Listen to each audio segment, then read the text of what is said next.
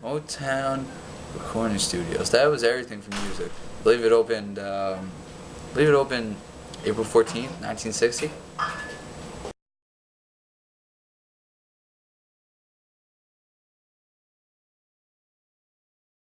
In 1960, the United States approved the first female birth control contraceptive, or the pill. But yeah, now it's like the most popular form of birth control nowadays, and that happened in 1960.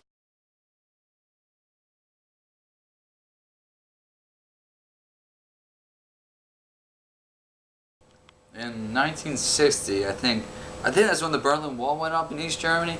That was pretty big because Russia controlled East Germany. But now that the wall's set up, the United States were stepping into some pretty foreign affairs.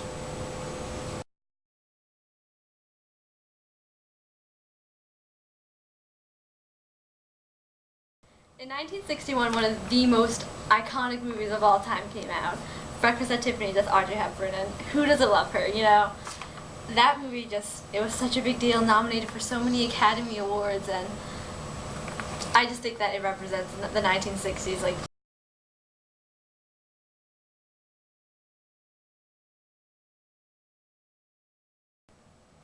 In 1961, Kennedy made women's rights a key issue of the new frontier, and I personally think that is a great idea because, women, they were mistreated until that point.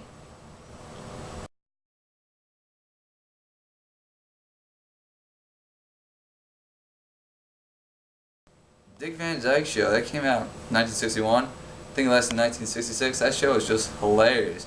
My friends and I, we'd always just run back to my house and we'd just start watching it. And sometimes we'd stop doing stuff just to watch that show.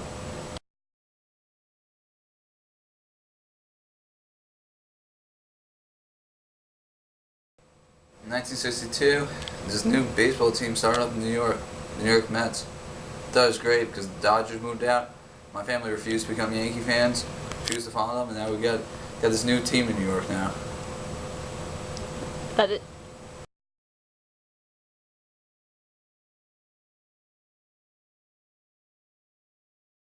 In 1962, one of the best actresses died, Marilyn Monroe, and she died so young. It was like James Dean all over again.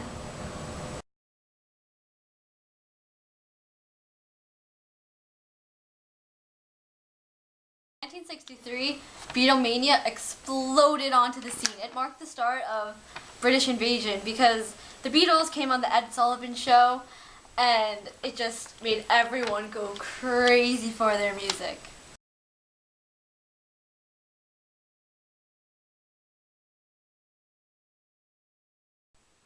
In 1963, Dr. Martin Luther King Jr. gave his I Have a Dream speech. And it's such a beautiful speech, and it made a lot of people like me, they feel sympathy towards everything and want to help out Dr. King.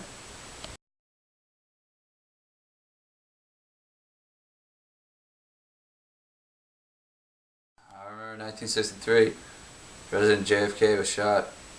It's a tragedy because his family, they meant so much to us. Meant so much to us as Americans to lose JFK.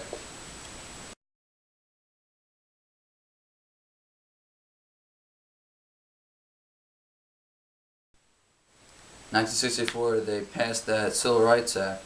Now everyone in the workplace and the workforce has to be treated equally. And so there's not going to be any more discrimination whether you're black or white.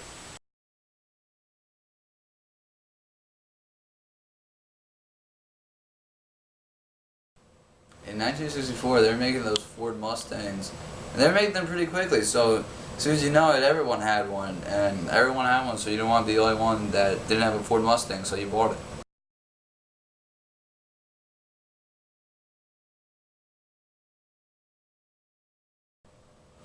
In '64, the LA Free Press was first published, and it was the first underground newspaper which focused on like the counterculture of the 1960s and how everything was basically changing.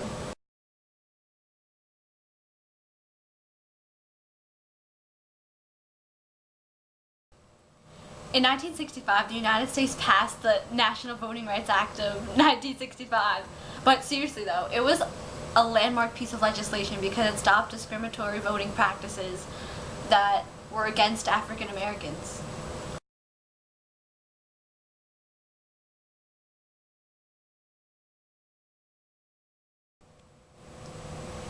In 1965, Malcolm X. Malcolm X was going all over the place, he was saying that there's so much racism in this country, and he was making all these speeches and nonviolent protests, just like Dr. King. Only it was more powerful because it wasn't just about racism.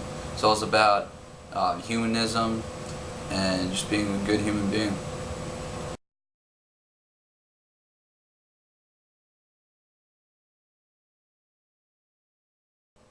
In 1965, Simon and Garfunkel released one of their most popular songs, The Sounds of Silence, and that is just such a classic song, and it's very solemn, and it was like, they wrote it in the aftermath of John F. Kennedy's death.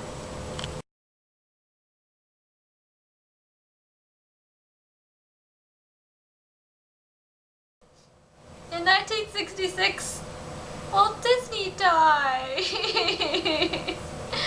And who doesn't love Walt Disney? He created Mickey Mouse, and he brought so much happiness to the world.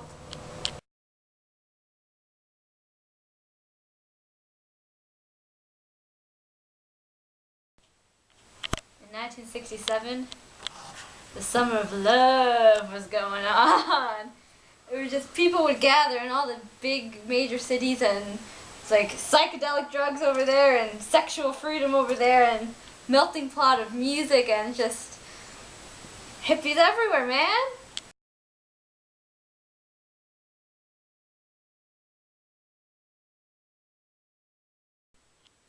In 1967, Pink Floyd released their first album, Piper at the Gates of Dawn. And that was the start of something. Pink Floyd has become one of the greatest bands ever, and has such a big legacy. It all started with that first album that became so popular.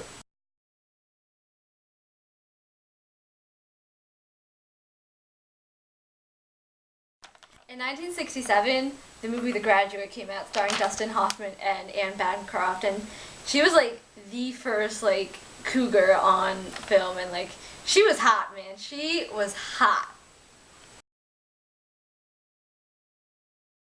1968, Martin Luther King Jr. was assassinated. It's a shame because he was such a great man, and he did so many good things to bring peace for his people so they wouldn't be attacked or discriminated, and he did it in a non-violent way. It's a shame he had to be killed for it. 1968 was the first public demonstration of email, and then that set the tone for technology. And look where technology is today. I can send emails straight from this mobile computer, all because of one man's idea to send mail on the web.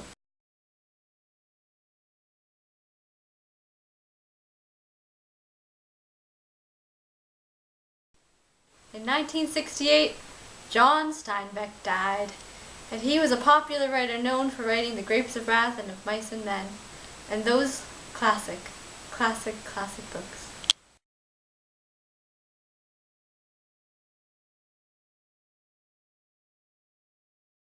1969 was like the height of the gay rights movement, and it was a pretty big deal because until then, like, people just kind of ignored the fact that they were like homosexuals and stuff, but because of the Summer of Love and everything, gay rights just came into prominence.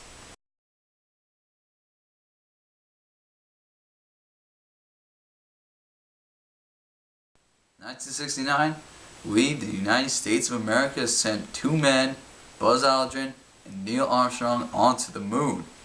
And we pretty much told Russia that we were going to beat them in anything, that we could send men on the moon first.